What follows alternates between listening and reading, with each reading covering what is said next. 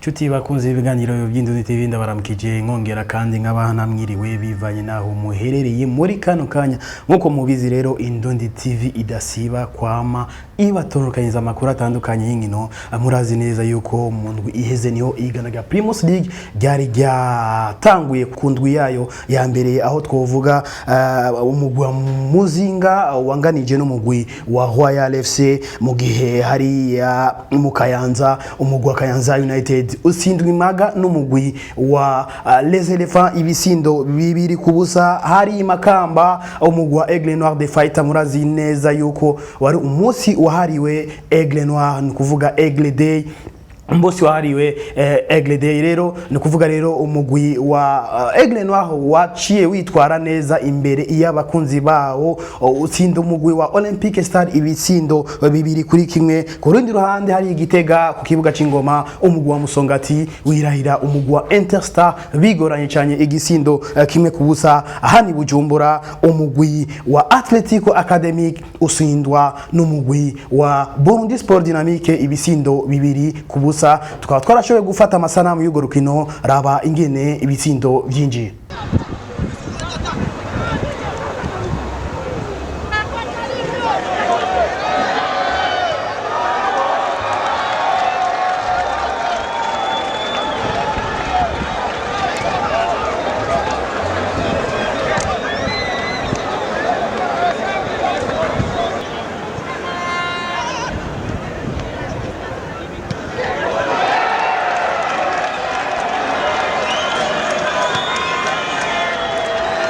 Kurundi ruhande ku munsi w'Imana igenekerezo ya Gatandatu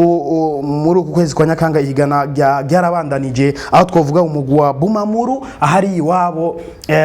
mu Cibitoki wasinzwe n'umugwi wa Buja City impaga y'ibisindo bibiri kubusa. Urundi rukino rwakinywe n'urukino ni derby nukuvuga yuko ni imigwi ihurikiye muri academy imwe ya Message aho twovuga umugwi wa Flambeau du Centre hari igitega wari wakiri umugwi wa Message Ngozi umugwi wa Flambeau du Centre wirahira umugwi wa Message Ngozi ibisindo bitatu kubusa. Kurundi ruhande hano ibujumbura kwibuga c'intwari umugwi wa Rukinzo Football Club n'umugwi w'igipolisi cy'u Burundi wakoze amateka wakinye urukino rwiza cyane usinda umugwi wa Vitalo ibisindo bibiri kubusa. Uyo mugwi rero wa Rukinzo Football Club werekanye yuko ari umugwi uza kuba umugwi ukomeye uza kuba ari umugwi mwiza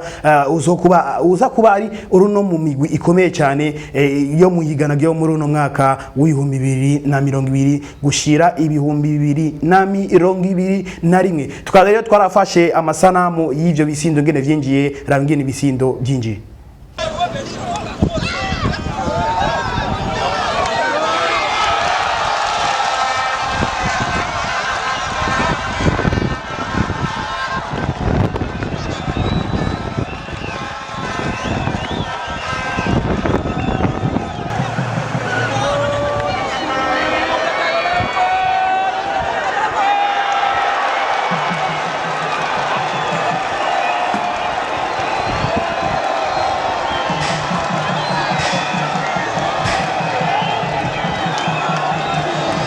Ego twinjiye rero ku munsi wa derby murazi neza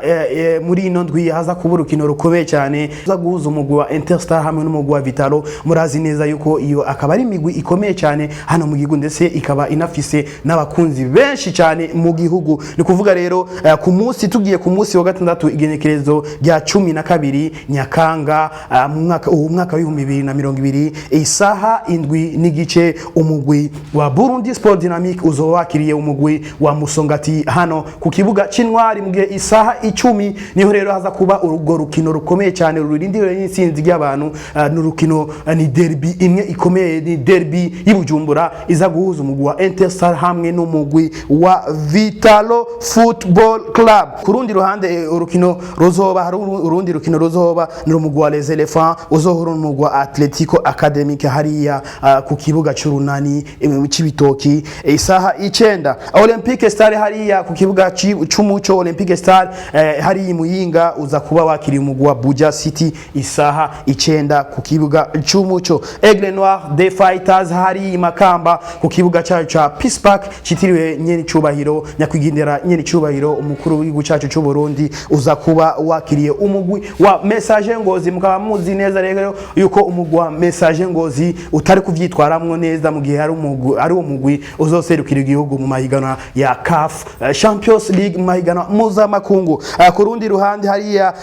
Royal FC Igitega uza kuba wakiriye umugwi wa Kayanza United. Murazi neza yuko umugwi wa Kayanza United mu rukino rwo gutaha mu rukino rwa mbere wanganije n'umugwi wa Muzingi ubusa ku bundi mu gihe umugwi wa Kayanza United wari wasinzwe imaga n'umugwi wa Les Elephants ibisindo bibiri kubusa. Ni kuvuga rero umugwi wa Kayanza United uzoba uje uzananye n'inguvu zidasanzwe. Ku munsi w'Imana rero igenekerezo rya 13 Nyakanga muri uno mwaka wa 2020 muri uno mwaka wa 2020 ku kibuga c'Intwari isaha indwi n'igice umugwi wa Rukinzo Football Club uzoba wakiriye umugwi wa Flambeau du Centre. Mukaba muzi neza yuko umugwi wa Flambeau du Centre uva mu ntara ya Gitega mu rukino rwa mbere ukaba wari wirahiye umugwi wa Message Ngozi ibisindo bitatu kubusa. Ku rundi ruhande isaha 9 n'igice umugwi wa Muzinga uzoba uri kurakira umugwi wa Bumamuru FC hano i Bujumbura ku kibuga c'Intwari. Reka rero ndabashimire mwese mwashowe kudukikira muri benshi ndetse nkanabifuriza umunsi mwiza ku bindi biganiro vy'inkino. Bye bye.